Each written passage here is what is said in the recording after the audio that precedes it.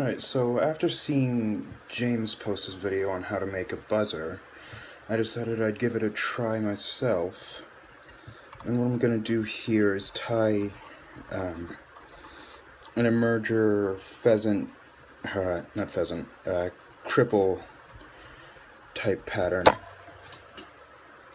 And what I'm using is an Umpqua TMC 2488 size 14 with some dark brown UTC 70. And just making a little bit of a base here. And then what I'm going to do is take some Uni-French oval, extra small, in gold. And about 4 inches of that, because I tie these in bulk.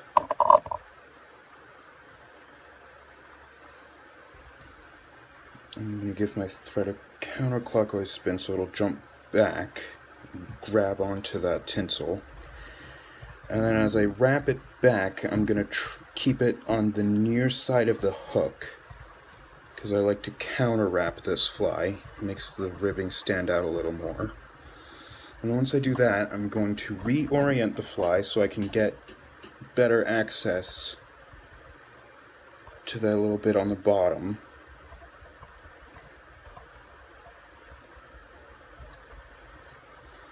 I'm just gonna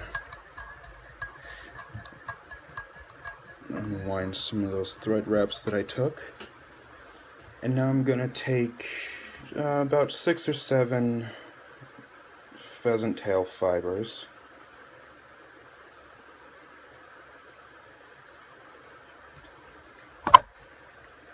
And I like to snip the little curls off so they don't get in the way.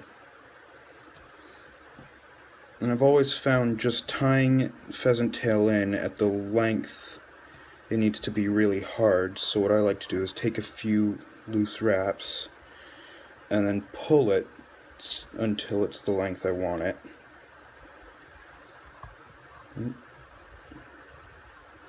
And take a few more wraps so it doesn't come loose. And then I'll wrap down and then turn the hook back to its original position.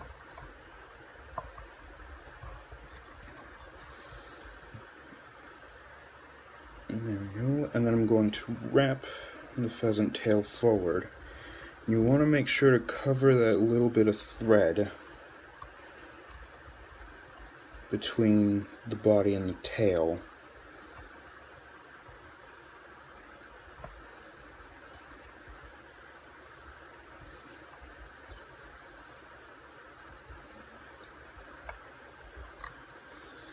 And you want to tie it off about a little more than half of the shank of the hook, and then cut off the butts. Now I'm going to wrap the ribbing forward, and I'll try to jump back on you, but you don't take no for an answer.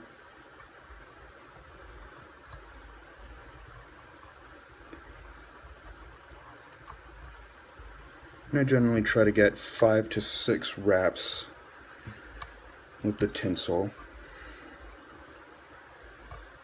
Tie that down, snip it off, and then I'm going to take about the same amount of pheasant tail,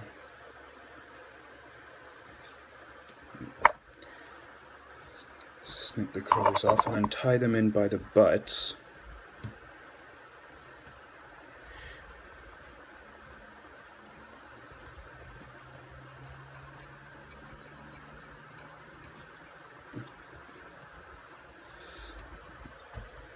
And then wrap them back to where the abdomen ends.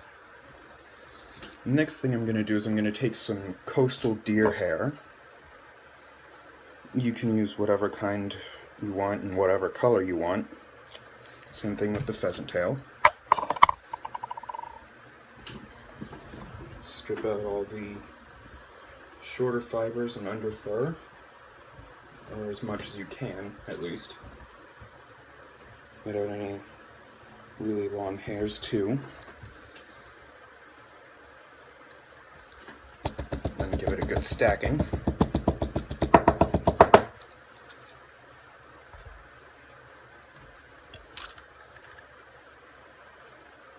And then what I do, because I can never get all of the under fur out in one go, is I will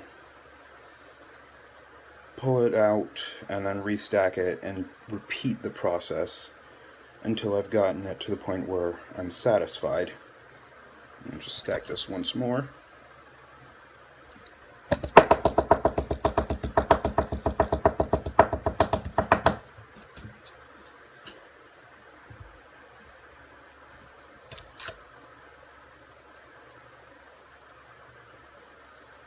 Oh, have that out.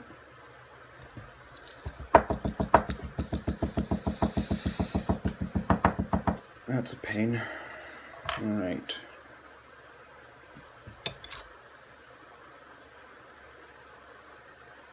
Now once you've gotten everything stacked, you want to put it down so the tips, well, hard to see because they're so fine, extend just beyond the bend of the hook. And take 2 loose collecting wraps and pull. Sort of gather everything. And I like to take the butts, pull them up and take a few wraps in front, and then snip them off as close as I can get without cutting my thread. And then I'll cover those.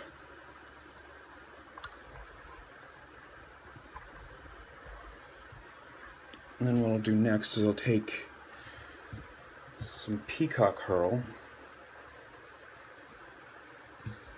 tie that in. And the way I like to tie in the peacock herl is with the iridescent side facing down and the barbules facing towards the eye. You're going to want to fight me a little bit.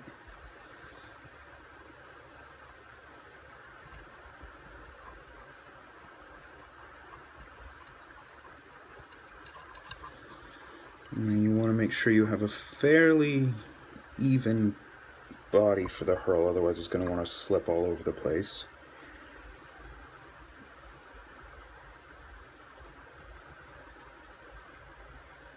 And you'll wrap up until you're around an eye length behind the hook eye. Tie it down. And make sure you tie it down really well. You don't want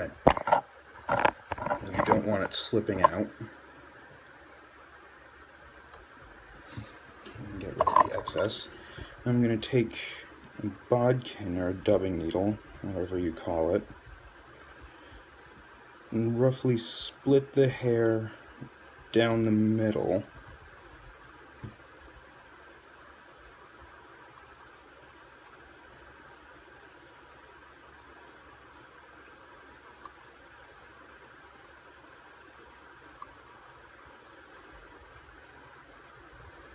And then pull the pheasant tail forward so you've split the wing. And then tie that down. What I like to do to kind of keep everything away from the eye is pull the pheasant tail back and then wrap again and then snip it off. Don't worry about snipping it down all the way to the thread. I'll do a 4 or 5 turn whip finish on this.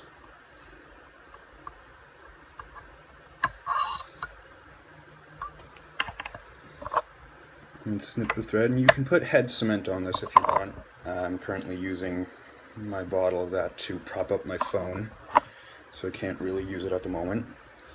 But it's a nice little mayfly pattern that I've been developing for a few days now. I used it yesterday, worked really well. It floats surprisingly well. And it's pretty nice. You can use a hotspot, but because I'm running out of some of the thread I like to use for my hotspots, I just use the dark brown. And there you go. If you want to help me come up with a name, then feel free to do so. And there you go.